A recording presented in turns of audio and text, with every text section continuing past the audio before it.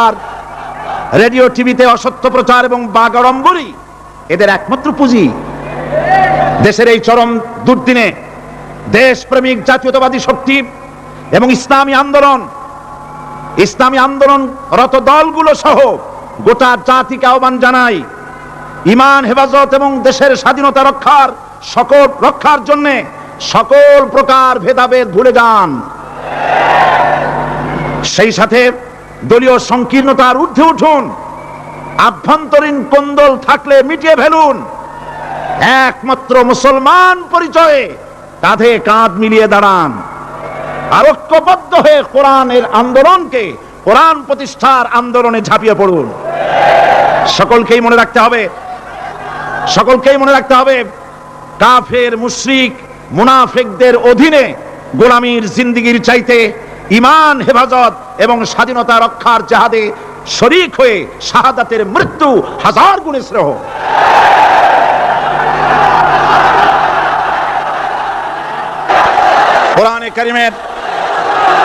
কোরআনে কারীমের তাফসীর শুরু করার আগে সাংবাদিকদের জন্য আমি এই কথাগুলি বললাম, যেহেতু রাত বেশি হলে তারা কথাগুলি পত্রিকায় দিতে পারবে না, সেই জন্য পুরা নিউজ বলার আগে হেডলাইনগুলি জানাই দিলাম।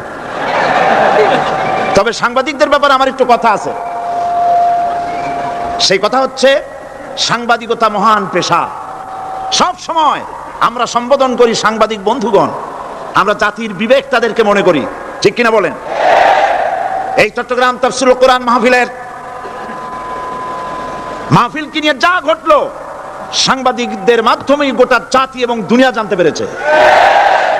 ওই সব সাংবাদিকদেরকে আমি আমার অন্তরের অন্তঃস্থল থেকে মুবারকবাদ জানাই, যে সব সাংবাদিকরা জীবনের ঝুঁকি নিয়ে সত্যকে বিকশিত করেছেন। কিন্তু তার মধ্যেও কিছু কিছু সাংবাদিক আছে, আমি তাদেরকে দু একটি কথা না বলে পারবো না, বলাই লাগবে। তার মধ্যে একটি পত্রিকা যার নাম জনকণ্ঠ ওরফে রকণ্ঠ। এই পত্রিকাটি আজ রিপোর্ট করেছে জনকণ্ঠ, সশস্ত্র ক্যাডার প্রহরায় চট্টগ্রামে সাঈদীর তাফসীর মাহফিল শুরু। আজকের এই লক্ষ লক্ষ জনতাকে জিজ্ঞেস করতে চাই, এই লক্ষ লক্ষ জনতা আপনারা কোন সশস্ত্র ক্যাডার চোখে দেখেছেন?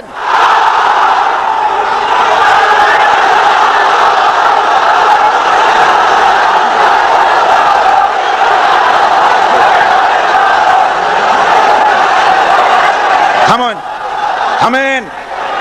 আমার করুণা হয়, ওই সব লোকের জন্য করুণা হয়। রাসূলুল্লাহকে চোখে দেখে আবু জাহেল যেমন বিশ্বাস করতে পারে নাই, এই শ্রেণীর লোকেরা এত বড় মাহফিল দেখলেও কলিজায় জাহান্নামের ভয় আসে না।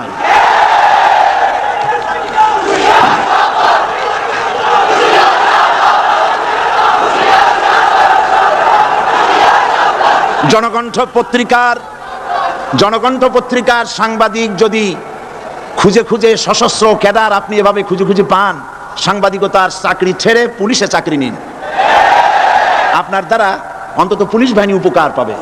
এত বড় মিথ্যে কথা লিখবেন না, আপনাকেও মরতে হবে এবং আল্লাহর কাছে আপনাকেও জবাবদিহি করতে হবে। এবার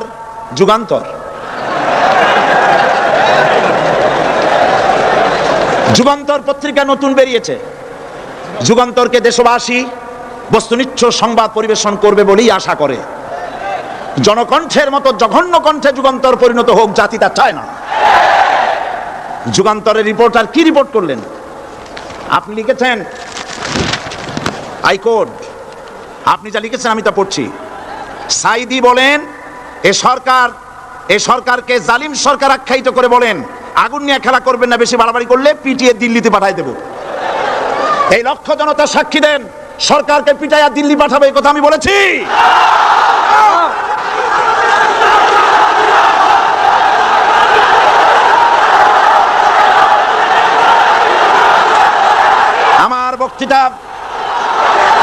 আমার বক্তব্য রেকর্ড হয়, টিভি আছে, ভিডিও আছে।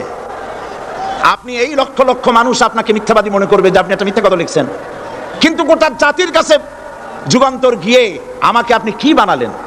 40 বছর এই রাস্তায় কথা বলি, কোরআনের কথা বলি, 40 বছর এই রকমের হালকা কথা, সরকার পিটায় দিল্লি পাঠাবো এই রকমের পোলাপানের মতো কথা যদি আমি বলতাম, তাহলে কি মানুষ আসতো আমার মাহফিলে?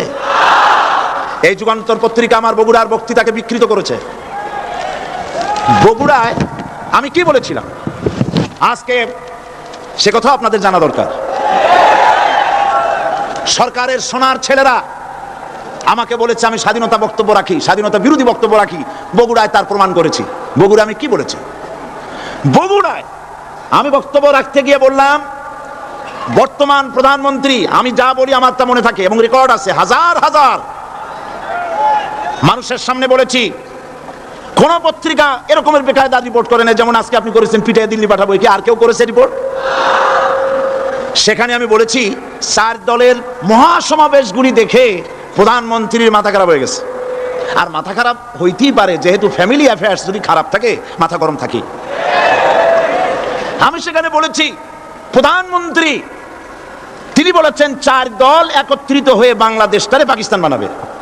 দেখছেন না পত্রিকায়? আমি বলেছি দেখেন, একটা দেশের প্রধানমন্ত্রী মিথ্যা কথা বলেন, আমি এই রকমের কথা বলবো না, তবে উনি যা বলেন তা কিন্তু সত্য নয়। মিথ্যাবাদী আমি বলতে পারি না, বলবোই না, তবে যা বলেন তা সত্য নয়। আস্তে করে বলছি। উনি বলছেন দেশটারে পাকিস্তান বানাবে 4 দল। আমি বললাম বিগত 21 বছর যারা দেশ চালাইছে তারাই তো 4 দলের মধ্যে আছে না নাই? পাকিস্তান বানাইছে তারা? আচ্ছা আপনারা বলেন পাকিস্তান কাছে না হিন্দুস্তান কাছে?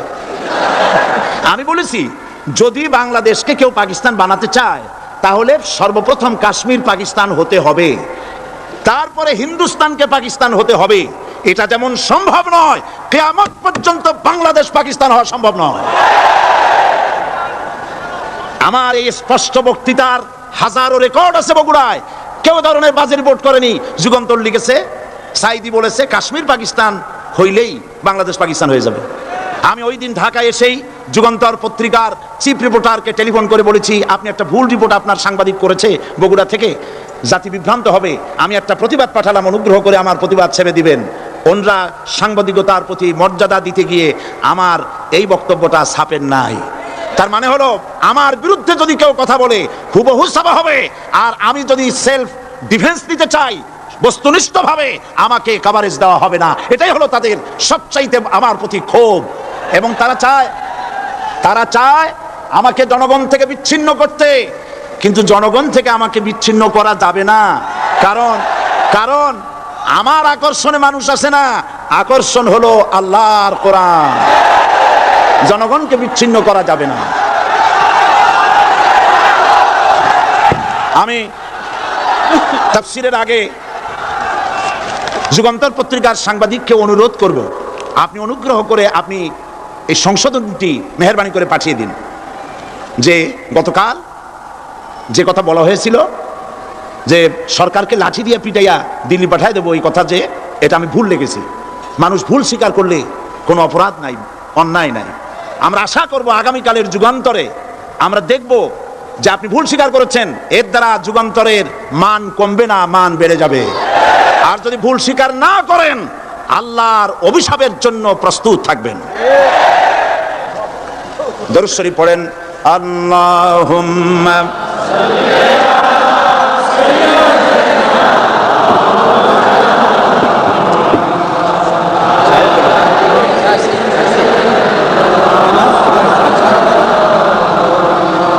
আল্লাহুম্মা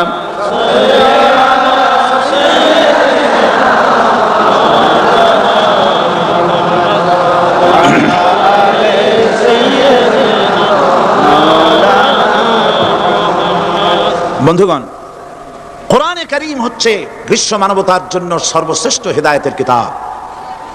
এই কিতাব আল্লাহ রাব্বুল আলামিন অবতীর্ণ করেছেন গোটা মানব গোষ্ঠীর জন্য, পৃথিবীর সমস্ত মানুষের জন্য আল্লাহ পাক এই কোরআন নাজিল করেছেন। কোরআন কার বাণী? এই কোরআনকে যারা অনুসরণ করবে তাদের সম্পর্কে আল্লাহ পাক বলেছেন, ফামান তাবিআ হুদায়া ফালা খাউফুন আলাইহিম ওয়ালা হুম ইয়াহজানুন। কোরআন যারা অনুসরণ করবে কোরআন যারা মেনে চলবে তাদের জন্য কোনো ভয় নাই, কোনো চিন্তা নাই।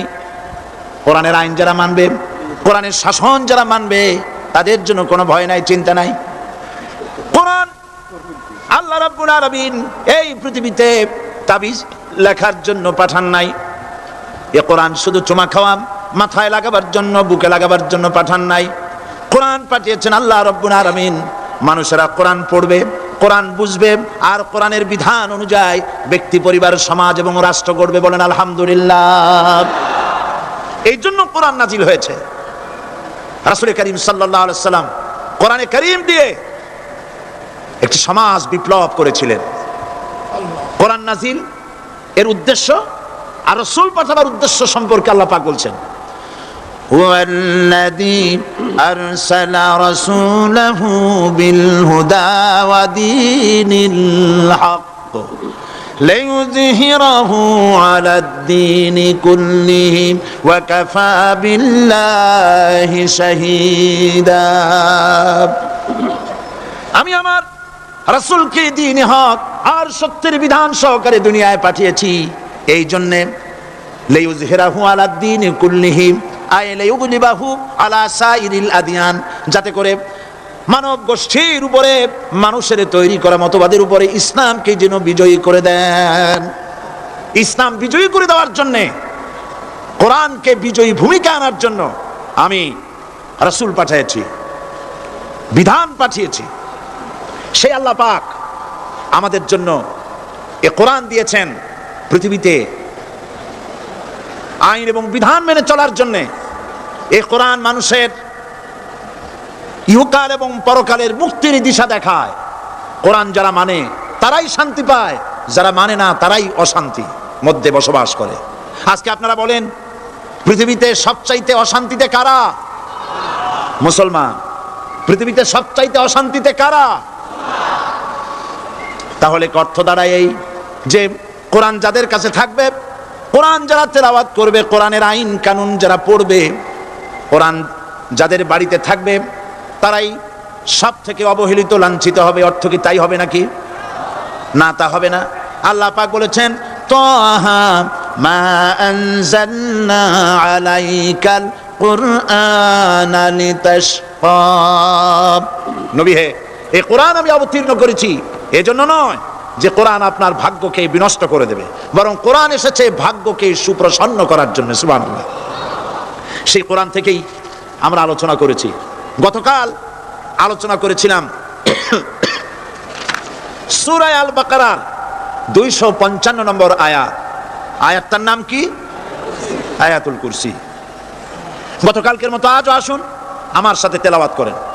আউযু বিল্লাহি মিনাশ শাইতানির রাজীম, বিসমিল্লাহির রাহমানির রহিম। প্রত্যেক অক্ষরে অক্ষরে 10 করে নেকি এখন আমাদের নামায় আমলে লেখা হচ্ছে। সুবহানাল্লাহ। গলা ছেড়ে দিয়ে সবাই পড়েন আমার সাথে। আল্লাহু লা ইলাহা ইল্লা হুয়াল হাইয়ুল কাইয়্যুম লা তাখুযুহু সিনাতুন ওয়ালা নাওম লাহু মা ফিস সামাওয়াতি ওয়া মা ফিল আরদ মান যাল্লাযী ইয়াশফা'ু 'ইনদাহু ইল্লা বিইذনিহি يعلم ما بين أيديهم وما خلفهم ولا يحيطون بشيء من علمه إلا بما شاء وسع كرسيه السماوات والأرض ولا يؤوده حفظهما وهو العلي العظيم صدق الله العظيم। আয়াতুল কুরসি হচ্ছে কোরআন শরীফের সর্বশ্রেষ্ঠ আয়াত। সুবহানাল্লাহ।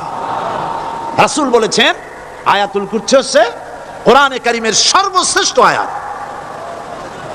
এবং আল্লাহ পাকের তাওহীদের ব্যাপারে, সার্বভৌমত্বের ব্যাপারে এত বিস্তারিত অল্পের মধ্যে আর অন্য কোন আয়াতের মধ্যে ভাবে আসে নাই।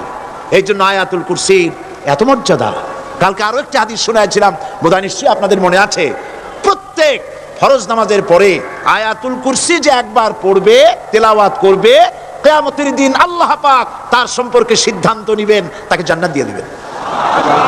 সুবহানাল্লাহ কইতে ইচ্ছে করলো না? আলহামদুলিল্লাহ বলবেন না? তার অর্থ হলো এই আয়াতুল কুরসি যদি মানুষ পড়ে আর বোঝে, আর ওই অনুযায়ী যদি আকীদা তৈরি হয়, জীবন তৈরি হয়, তার জীবন জান্নাতের জন্য তৈরি হয়ে যায়। গতকাল আল্লাহ পাকের সার্বভৌমত্বের কথা আমরা আলোচনা করেছিলাম। আজকে আলোচনা করব আল্লাহ পাকের পরিচয়। আল্লাহ পাক তিনি কে? আমরা বলি আল্লাহ। আমরা কি বলি? বলেন সবাই, কি বলি? আমি অনেকবার আপনাদেরকে এই কথাটা বলেছি, বোধহয় নিশ্চয়ই মনে আছে। আল্লাহ এই উচ্চারণটা আমাদের অনেকের হয় না, কেউ বলে না আল্লাহ। আল্লাহ পাকের উচ্চারণটা হচ্ছে, আল্লাহ পাকের নামের উচ্চারণ হচ্ছে আল্লাহ। মুখটা একটু গোল হয়ে যাবে, বলেন আল্লাহ আল্লাহ সুবহানাল্লাহ। পৃথিবীতে বিভিন্ন জাতি তার স্রষ্টাকে, তারা যাকে স্রষ্টা মনে করে বিভিন্ন নামে ডাকে। কেউ বলে ভগবান, কেউ বলে ঈশ্বর, কেউ বলে পরমেশ্বর, কেউ বলে বিধাতা, কেউ বলে গড। বিভিন্ন নামে লোকেরা এভাবে ডাকে। তো ভগবান বললে তার প্রতিশব্দে স্ত্রীলিঙ্গে কি আসে? বলেন ভগবতী। ঈশ্বর বললে স্ত্রীলিঙ্গে কি আসে? ঈশ্বরী। বিধাতা বললে তার স্ত্রীলিঙ্গে কি আসে? বিধাত্রী। গড, এটার স্ত্রীলিঙ্গে আসলে কি হবে? তো প্রত্যেকটি, তারা যে ভাষায় আল্লাহকে ডাকে, প্রত্যেকটি ভাষায় স্ত্রীলিঙ্গে একটি প্রতিশব্দ আসে। আল্লাহ এর স্ত্রীলিঙ্গে, এর প্রতিশব্দে আরেকটি শব্দ কি গোটা বিশ্ব খুঁজে পাওয়া যাবে? জোরে বলেন, যাবে? যাবে না। এবং অন্যান্য নামগুলি সন্ধি বিচ্ছেদ করলে অর্থই হবে না। গড, এটাকে যদি উল্টায়া বলা হয় তাহলে কি হয়ে যাবে? এবার দেখুন, আল্লাহ এই নাম, আল্লাহর পরিচয় কি? যদি বলা হয় যে আল্লাহর পরিচয় কি, শুধু আল্লাহ দিয়ে আল্লাহকে চেনা যাবে, আল্লাহকে চেনা যাবে। আল্লাহ রাব্বুল আলামিন বলছেন, আল্লাহু লা ইলাহা ইল্লা হুয়াল হাইয়ুল কাইয়্যুম। আল্লাহ হচ্ছেন তিনি যিনি ছাড়া কোনো ইলাহ নাই, মাবুদ নাই, উপাস্য নাই। সুবহানাল্লাহ। এখন আল্লাহর যদি প্রথম একটা অক্ষর আলিফ ছেড়ে দেওয়া হয় তাহলে থাকবে কি? লিল্লাহ। এই লিল্লাহ দিয়েও কেউ যদি আল্লাহর পরিচয় পেতে চায় তাহলে পেয়ে যাবে। আল্লাহ রাব্বুল আলামিন কোরআনে কারীমের ভিতরে শুধু লিল্লাহ দিয়েও আল্লাহকে চেনার ব্যবস্থা করেছেন। লিল্লাহি মা ফিস সামাওয়াতি ওয়া মা ফিল আরদ। আকাশ এবং জমিনের সার্বভৌমত্বের একচ্ছত্র মালিকানা কার? আল্লাহ পাকের। এখন লিল্লাহ থেকে একটা লাম ছেড়ে দেন, কি থাকবে? লাহু। এই লাহু দিয়েও আল্লাহর পরিচয় পাওয়া যাবে, যাবে না?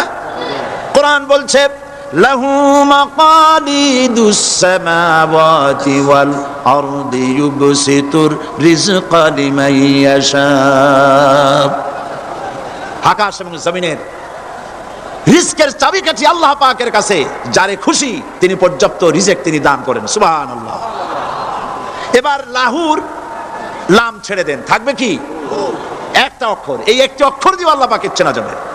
ইন্নাহু হুয়াল গফুরুর রহিম। তিনি হচ্ছেন মহা ক্ষমাশীল, দয়াবান। আল্লাহর পরিচয় আল্লাহকে দিয়েই জানা যায়। আল্লাহর পরিচয় হচ্ছে তিনি এই আকাশ সৃষ্টি করেছেন, এই জমিন সৃষ্টি করেছেন, মানব গোষ্ঠীকে সৃষ্টি করেছেন। আকাশের স্রষ্টাকে, জমিনের স্রষ্টাকে, মানুষের স্রষ্টাকে আল্লাহ পাক। দেখুন, আল্লাহ পাক আকাশের স্রষ্টা, জমিনের স্রষ্টা, মানুষের স্রষ্টা। এই কথাকে ভুলিয়ে দেওয়ার জন্য, এই কথাটিকে ভুলিয়ে দেওয়ার জন্য আল্লাহকে অস্বীকার করছে এক শ্রেণীর লোকেরা। তারা বলছে দেয়ার ইজ নো গড, স্রষ্টা বলতে কেউ নাই, আনসিন ইজ নাথিং। মাশাআল্লাহ, আমাদের মঞ্চে এই চট্টগ্রামের গৌরব বিএনপির কেন্দ্রীয় নেতা জনাব সালাউদ্দিন কাদের চৌধুরী সাহেব এসেছেন, আলহামদুলিল্লাহ। আল্লাহ পাক সকলকে কোরআন বোঝার তৌফিক দান করুন, বলি আমিন। আল্লাহ পাক কোরআনকে বোঝার জন্য, আল্লাহকে চেনার জন্য ব্যবস্থা করেছেন। ওরা বলছে কি আনসিন ইজ নাথিং, যা দেখা যায় না সেটা কিছুই না, সেটা বিশ্বাস করি না। তো আল্লাহর যখন রং নাই, গন্ধ নাই, তাকে বিশ্বাস করি কেমনে? বলে নাউজুবিল্লাহি মিন যালিক। আরে ভাই, তোমরা তো এমন বহু জিনিস আছে যা না দেখে বিশ্বাস করো। আপনারা কি বাতাস দেখেছেন? বিশ্বাস করেন কিনা? বিশ্বাস করেন কিনা? আপনারা কি ইথার দেখেছেন? বিশ্বাস করেন কিনা? ফুলের গন্ধ দেখেছেন কিন্তু বিশ্বাস করেন কিনা? মাধ্যাকর্ষণ শক্তি, ল অফ গ্র্যাভিটেশন আপনারা চোখে দেখেছেন? বিশ্বাস করেন কিনা? অনেক জিনিস এমন আছে যা আমরা চোখে দেখি না কিন্তু বিশ্বাস করি। হযরত ইমাম আবু হানিফা রাহমাতুল্লাহ আলাইহির সাথে এক নাস্তিকের বহস হবে। স্থান এবং তারিখ নির্ধারণ করা হলো। ইমাম সাহেব দেরি করে আসলেন। নাস্তিক বলছে, আমি আপনার সঙ্গে কোনো বিতর্কে যেতে চাই না, কারণ আপনি ওয়াদা রক্ষা করতে পারেন নাই, নির্ধারিত সময়ের অন্তত 3 ঘন্টা পরে এসেছেন। তিনি বললেন, আমি কেন দেরি করলাম সেটা তো তুমি জিজ্ঞেস করবে। আচ্ছা বলেন কেন দেরি করেছেন? তিনি বললেন, দেখো, এই জায়গায় আসার পথে একটা নদী বেঁধেছিল, তো আমি আসবো কি করে? আমার কাছে পারাপারের কোনো বন্দোবস্ত ছিল না। এক পর্যায়ে হতাশ হয়ে গেলাম, আমার বোধহয় যাওয়াই হবে না। শেষ পর্যন্ত আমি দেখতে পেলাম হঠাৎ করে আমার পাশে একটা ফলের বীজ পড়লো, তা দিয়ে একটা গাছ অঙ্কুরিত হলো। দেখ কিনা দেখ, গাছটা একটা ময়ূর হয়ে পরিণত হয়ে গেল। ওই থেকে একটা করাতে সে গাছটা কেটে ফেলে দিল। ফটাফট কতগুলি তক্তা বেরিয়ে আসলো, কোথার থেকে একটা হাতুড়ি আর কতগুলি লোহা এসে ঠাস ঠাস করে বাড়ি লেগে একটা কিস্তি তৈরি হয়ে গেল। কিস্তিটার ধাপায় পড়লো নদীতে, আমি লাফ দিয়ে উঠলাম, তাই পার হয়ে আসতে যা দেরি হলো। নাস্তিক বলছে, আপনার সাথে আমি জানছিলাম যে আপনি অত্যন্ত বুদ্ধিমান মানুষ, কিন্তু যে ঘটনা শুনাইলেন আপনার স্ক্রু একটাও টাইট আছে বলে মনে হয় না, আপনার সাথে আর কোনো বহস নয়। তিনি বললেন, কেন? কয় বহস না, আপনি বলছেন যে এইরকম একটা গাছ চারা হয়ে গেল, সাথে সাথে বিনা মিস্ত্রিতে গাছটা কাটলো, তারপর এটা দিয়ে তক্তা হলো, লোহা আসলো, হাতুড়ি হইলো, বিনা মিস্ত্রিতে কিস্তি তৈরি হয়ে গেল, নৌকা এটা পড়লো নদীতে, আর বিনা মাঝিতে আপনি পার হয়ে আসলেন, এটা কি আদৌ সম্ভব? ইমাম আবু হানিফা রাহমাতুল্লাহ আলাইহি বলছেন, তোমার সাথে আমি কোনো কিতাব দিয়ে ঝগড়া করব না, কোনো কিতাব দিয়ে আমি তোমার সাথে বহস করব না। এই একটি দৃষ্টান্ত তোমার জন্য যথেষ্ট। একটা মিস্ত্রি ছাড়া যদি একটা কিস্তি তৈরি না হতে পারে, একটা গাছ কেটে তক্তা যদি না হতে পারে, এই বিশাল আকাশ, এই বিশাল জমিন, আর তোমার মতো এরকম একটা সুন্দর মানুষ বিনা মিস্ত্রিতে, বিনা স্রষ্টায় তৈরি হলো কেমনে? এক কথায় নাস্তিক বলছে, আমার জীবনের ভুল ধরা পড়লো। নাস্তিক বলছে, জীবনের ভুল ধরা পড়েছে, আমি মুসলমান হয়ে গেলাম। লা ইলাহা ইল্লাল্লাহু মুহাম্মাদুর রাসূলুল্লাহ। জোরে পড়েন, লা ইলাহা লা ইলাহা ইল্লাল্লাহ, লা ইলাহা ইল্লাল্লাহ, লা ইলাহা ইল্লাল্লাহু মুহাম্মাদুর রাসূলুল্লাহ। প্রিয় কোরআন পাগল ভাই সব, মাহফিল কর্তৃপক্ষ আমাকে স্লিপ দিয়েছে, প্রচন্ড চাপ সৃষ্টি হচ্ছে চতুর্দিকের রাস্তায়, মানুষ বসার জায়গা পাচ্ছে না, দাঁড়াবারও জায়গা নাই। আমরা তো এই মাঠ টেনে লম্বা করতে পারবো না, তবে আপনারা একটু চেপে বসলে বোধহয় ভালো হয়। আপনারা কি রাগ করবেন নাকি? তাহলে বসা অবস্থায় দাঁড়াবেন না মোটেই? বসা অবস্থায় সামনের দিকে একটু এগিয়ে আসা যায় কিনা?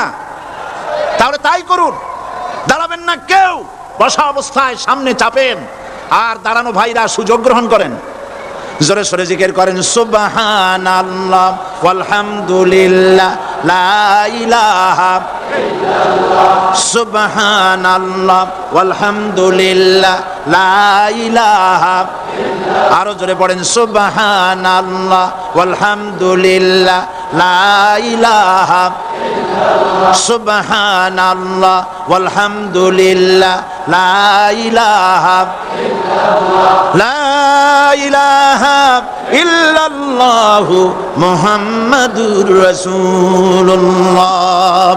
আমি দাঁড়াতে বলি নাই, মেহেরবানি করে বসুন, কান মন দিয়ে আল্লাহর পরিচয় শুনুন। কেবলমাত্র হতভাগা কপাল পোড়া যারা, তারাই নাস্তিক হতে পারে, ঠিক কিনা? আমি মনে করি না এই মাহফিলে কোনো নাস্তিক আসছে। আমি বিশ্বাস করি সকলে আল্লাহরে বিশ্বাস করে, কোন আলহামদুলিল্লাহ। কিন্তু কপাল পোড়ারা তারা বলে আল্লাহ নাই। এই ধরনের এক কপাল পোড়া ঢাকা বিশ্ববিদ্যালয় ছিল, মরছে। তার মৃত্যুতে দেশের প্রধানমন্ত্রী বলেছেন জাতির অপূরণীয় ক্ষতি হলো। আমি বললাম অপূরণীয় ক্ষতি হয় নাই, শয়তানটা কমছে। সে মরার আগে বলেছে কি জানেন? মরার আগে বলেছে আমার লাশ গোসল হবে না, দাফন হবে না, এইটারে মরার পরে তোমরা মেডিকেল কলেজে দিয়ে দিবা, তারা আমারে কাটাছেড়া করিয়া অপারেশন শিখবে। বেচারা বুঝতে পারছে যে মরার পর তার অবস্থাটা কি হবে, তো এদিক দিয়ে কাটাছেড়া করে যদি শেষ করে দেয় সেই ভালো, কবরে না যায়। তাকে রাখা হলো বারডেমের ডিপ ফ্রিজের ভেতরে। কদিন পরে তার অন্তিম ইচ্ছে অনুযায়ী মেডিকেল কলেজে পাঠানো হলো। ছাত্র শিক্ষকরা তখনই শুনেছে যে ওই লাশ আসতেছে, তারা রাস্তায় দাঁড়ায় বলছে আল্লাহর হস্তে মাপ চাই, এটার এদিকে আনবেন না। কারণ জীবনে বাইসে থাকতে যে আল্লাহরে স্বীকার করে নাই, ওরে অপারেশন করে যা শেখবো এতে রুগী শুধুই মরবে, বাঁচবে না কেউ। এরপরে সলিমুল্লাহ মেডিকেল কলেজে নেওয়া হলো, তারাও একই কথা বললো। শেষ পর্যন্ত নিয়ে ডিপ ফ্রিজে রাখছে, এখন কোথায় আছে আমি জানি না। এখন লাশের অবস্থা এই হয়েছে যে রাস্তায় যদি ভালায় দেয় কুত্তাও খাবে না, কারণ এত বাসি লাশ। আমার দেশের কুত্তা এত অভদ্র না যে এত বসা লাশ খাবে। আল্লাহকে অমান্য করলে পরে, অস্বীকার করলে পরে আল্লাহ পাক এইভাবে শাস্তি দেন। আর এগুলোর নাম হলো বুদ্ধিজীবী। এগুলোর নাম কি? বুদ্ধিজীবী। আর বুদ্ধিজীবী এটা হচ্ছে জীবী। জীবী মানে কি? পেশা। মৎস্য বিক্রি করে যারা জীবিকা উপার্জন করে তাদের কি বলে? যারা চিকিৎসা শাস্ত্র এই দিয়ে যারা জীবিকা নির্বাহ করে তাদেরকে কি বলা হয়? যারা আইন ব্যবসা করে জীবিকা নির্বাহ করে তাদের কি বলা হয়? যারা কৃষি পণ্য উৎপাদন করে জীবিকা নির্বাহ করে তাদেরকে কি বলে? আর যারা বুদ্ধি বিক্রি করে ভারতের পা চাটা গোলামি করে তাদের কি বলে? এই কোরআন শরীফে কিন্তু কোথাও বুদ্ধির কথা নাই, সব আছে জ্ঞানের কথা। কোরআন শরীফে কি আছে? কোথাও বুদ্ধির কথা নাই, সব জায়গায় জ্ঞানের কথা। কোরআন শরীফে কি কথা আছে হে আল্লাহ তুমি আমার বুদ্ধি বাড়ায় দাও? আছে? কোরআন শরীফে আল্লাহ রাব্বুল আলামিন শিখায় দিয়েছেন, বলো রব্বি জিদনি ইলমা। পড়েন সবাই, রব্বি জিদনি ইলমা। আয় আল্লাহ তুমি আমার বুদ্ধি বাড়াও নাকি? তুমি আমার কি বাড়াও? আমার জ্ঞান বাড়াও। ওয়াল্লাযীনা উতুল ইলমা দারাজাত। আল্লাহ পাক বলছেন যাকে আমি জ্ঞান দান করছি তার মর্যাদা বৃদ্ধি করে দিয়েছি। সুবহানাল্লাহ। জ্ঞানের মর্যাদা বেশি। বুদ্ধি, পৃথিবীতে শ্রেষ্ঠ বুদ্ধিজীবী হচ্ছে বুদ্ধিজীবীদের নেতা, বুদ্ধিজীবীদের সর্দার, যে তার নাম কি জানেন? শয়তান। বড় বুদ্ধিজীবীর নাম কি? শয়তান। দেখেন ওর বুদ্ধি। আর আদম আলাইহিস সালামকে আল্লাহ পাক কি দিয়েছিলেন? ইলম। কি দিয়েছিলেন? ওয়া আল্লামা আদামাল আসমা কুল্লাহা। আমি আদমকে কি দিছি? জ্ঞান দান করেছি। শয়তান হলো বুদ্ধিজীবী। ও বুদ্ধিজীবী করলো কি দেখেন, আল্লাহ পাক বললেন আদমকে সৃষ্টি করে উসজুদু লি আদামা ফাসাজাদু ইল্লা। আল্লাহ রাব্বুল আলামিন উপস্থিত সকলকে হুকুম করলেন আমার আদমকে সেজদা দাও। সবাই সেজদা করলো না কে? মিস্টার ইবলিস সেজদা করলো না। আল্লাহ পাক প্রশ্ন করলেন, ইবলিস তুমি আমার হুকুম মানলে না কেন? কেন তুমি সেজদা করলে না? শয়তান তখন বুদ্ধির আশ্রয় নিল। শয়তান বলল, খালাকতানি মিন নার ওয়া খালাকতাহু মিন তিন। আয় আল্লাহ, তুমি তো আমারে বানাইছো আগুন দিয়ে, আর আদমকে বানিয়েছো মাটি দিয়ে। আনা খায়রুম মিনহু, আমি তার থেকে উত্তম, কারণ তুমি আমাকে একটা অবৈজ্ঞানিক আদেশ করেছো। মাটির গতি নিম্নমুখী আর আগুনের গতি ঊর্ধ্বমুখী। ঊর্ধ্বমুখী জিনিসকে নিম্নমুখী জিনিসের সামনে মাথা নত করতে বলা সম্পূর্ণ আনসাইন্টিফিক। এই জন্য আমি এটা মানতে পারিনি। আল্লাহ পাক বললেন কিচ্ছু না, মানুষ জায়গা না পাই আসতেছে, বসান। এখানে যারা দাঁড়িয়েছে বসা লোকেরা, তাদেরকে বসা দেন, বসেন। আরে ভাই, আপনারা বোঝেন না কেন? সরকারের সোনার ছেলেরা এইখানে আসার সাহস করবে না, জায়গা পায় না।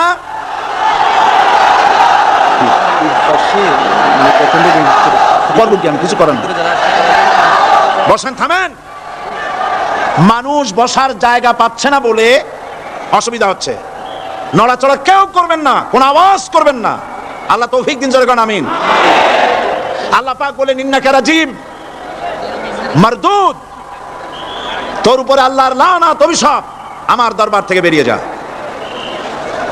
তাহলে এই হলো বুদ্ধির দশা। এবার দেখেন জ্ঞানের দশা কি। জ্ঞান দেওয়া হয়েছিল কারে বলেন?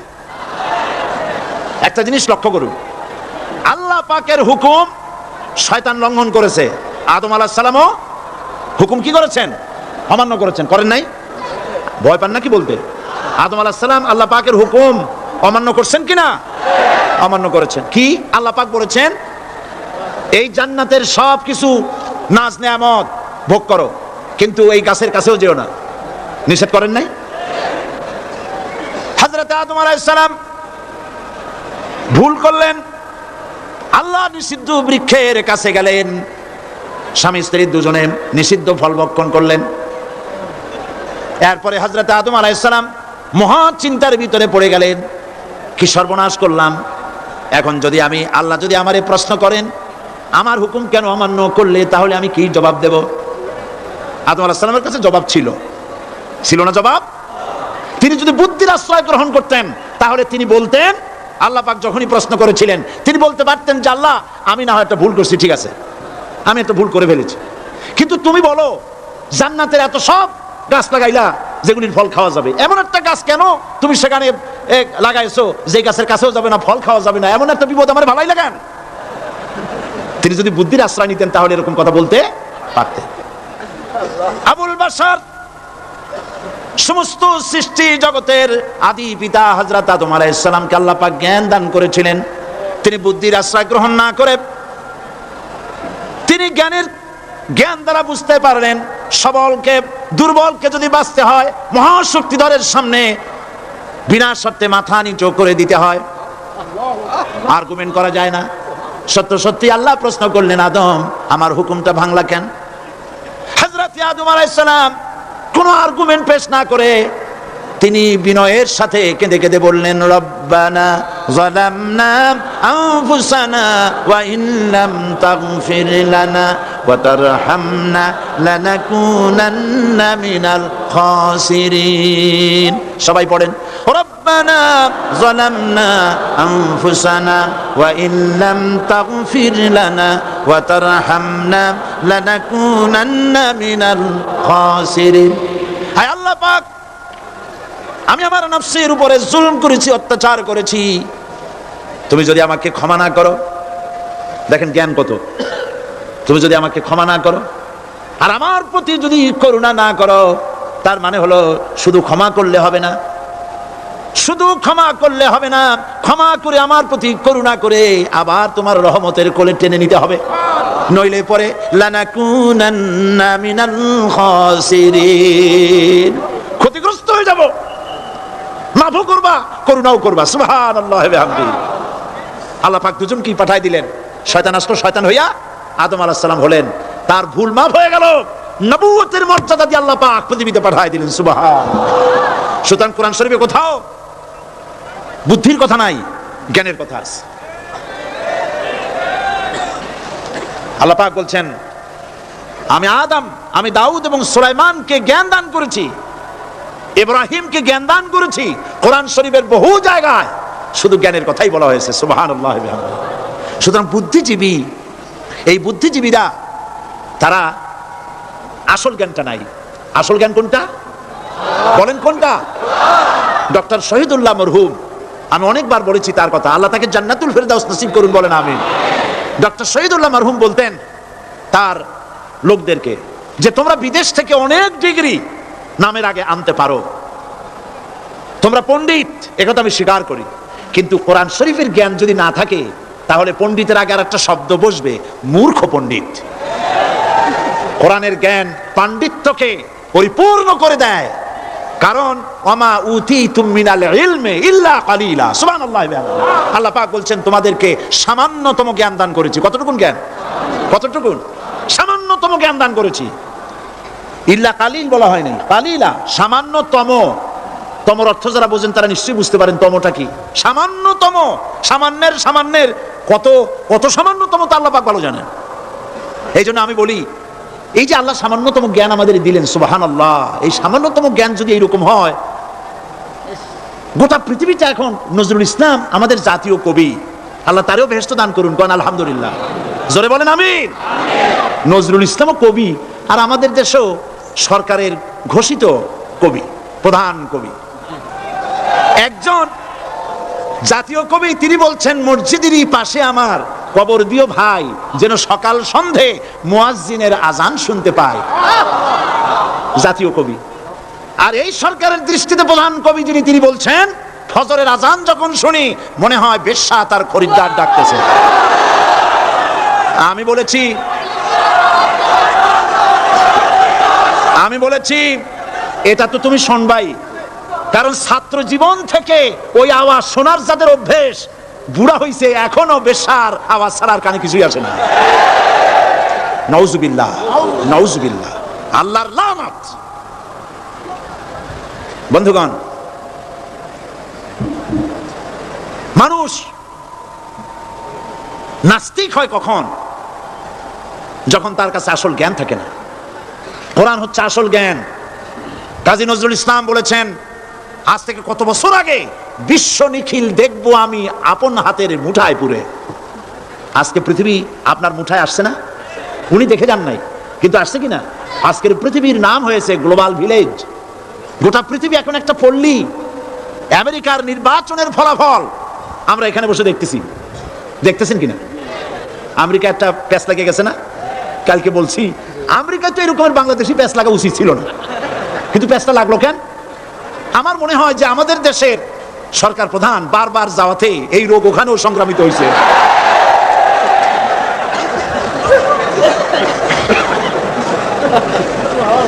মূল বক্তব্য যেটা, সেটা হচ্ছে পৃথিবী এখন গ্লোবাল ভিলেজ, হাতের মুঠায় চলে আসছে। সারা দুনিয়ার খবর মুহূর্তের ভিতরে পাচ্ছেন, কম্পিউটারের ভেতরে আপনি বাজারঘাট করতে পারছেন। আপনার বাড়িতে কম্পিউটার টিপে, আমি এবার লন্ডন থেকে যখন আসতেছিলাম, এনসাইক্লোপিডিয়া ব্রিটানিকা 2000 সালের বইটা আনতে চাইলাম। তোরা বললো আপনি এটা নেবেন কেমনে? এ তো প্রায় 2 মণ ওজন হয়ে যাবে, এত ভাড়া দেবেন কেমনে প্লেনের? এটা 28 খণ্ড, 2 মণ ওজন হবে, দামও হবে জনমের মতো। তাই বললাম তাহলে আমি নেবো কেমনে? কই যে ডিস্ক নিয়ে যান, কম্পিউটার ডিস্ক। মারাত্মক কথা, সেটা কেমনে? ওরা আমাকে একটা কিনে দিয়ে দিল, এতটুকুন একটা ডিস্ক। এটা ঢুকাই দিলে 2 মণ 28 খণ্ড এর মধ্যে ঢুকে গেছে। কি আজীব তামাশা! আপনার কম্পিউটার কে নাকি প্রশ্ন করেছিল যে বর্তমান যুগ তো কম্পিউটারের যুগ, ভবিষ্যতের যুগ কি হবে? যে জবাবে বলেছে ভবিষ্যৎ হবে বেশি কম্পিউটারের যুগ। গোটা দুনিয়া মানুষের মাথার মধ্যে আল্লাহ ঢুকাই দিচ্ছেন, সুবহানাল্লাহ বলবেন না? বিজ্ঞানের আবিষ্কার দেখে যারা কোরআন জানে না, বিজ্ঞানের প্রতি আকৃষ্ট হয়ে তারা মনে করে বিজ্ঞান বুঝি সব। না, বিজ্ঞানের আবিষ্কার যত বাড়বে কোরআন বোঝা তত সহজ হবে। তাও সুবহানাল্লাহ কইতে ইচ্ছা করে না? বিজ্ঞানের আবিষ্কার যত বাড়বে, কিয়ামত পর্যন্ত পৃথিবীর বিজ্ঞানীরা কোরআনের সামনে ভিক্ষুকের মতো 2টি হাত পেতে দাঁড়িয়ে থাকবে। কারণ ইয়াসিন ওয়াল কোরআনিল হাকিম, এটা বিজ্ঞানময় কোরআন। জোরে বলেন সুবহানাল্লাহ। বিজ্ঞান দিয়ে ভরা, সুবহানাল্লাহ। আমি অবাক হই, আল্লাহ বলছেন ওমা উতিতু মিনাল ইলমি ইল্লা কালিলা, সামান্যতম জ্ঞান দিছি। যখন আমি পাথফাইন্ডারের কথা শুনলাম, মঙ্গল গ্রহে গেছে 8 মাস সময় লাগলো, প্রতি মিনিটে 1600 মাইল গতিবেগে, প্রতি মিনিটে 1600 মাইল গতিবেগে 8 মাস পথ অতিক্রম করে মঙ্গল গ্রহে অবতীর্ণ করলো পাথফাইন্ডার। পর্দাটা ফেটে গেল, ছোট্ট 10 কেজি ওজনের একটা গাড়ি বেরিয়ে এলো, 4 চাকার একটা গাড়ি, ওর মধ্যে পাওয়ারফুল ক্যামেরা ট্যামেরা আরো কি কি ছিল, সেটা ওখান থেকে ফটোগুলি ক্যাচ করছে আর ট্রান্সমিট করে দিচ্ছে নাসা। সেখানে বিজ্ঞানীরা বসে দেখতেছে পৃথিবীর মাটি থেকে 49 কোটি কিলোমিটার দূরে মঙ্গল গ্রহের ছবি ওখান থেকে আসতেছে। এক পর্যায়ে বিজ্ঞানীরা তারা দেখতে পেল যে এই পাথফাইন্ডারটা চলতে গিয়ে একটা পাথরের সাথে ধাক্কা লেগে কাইট হয়ে পড়ে গেছে।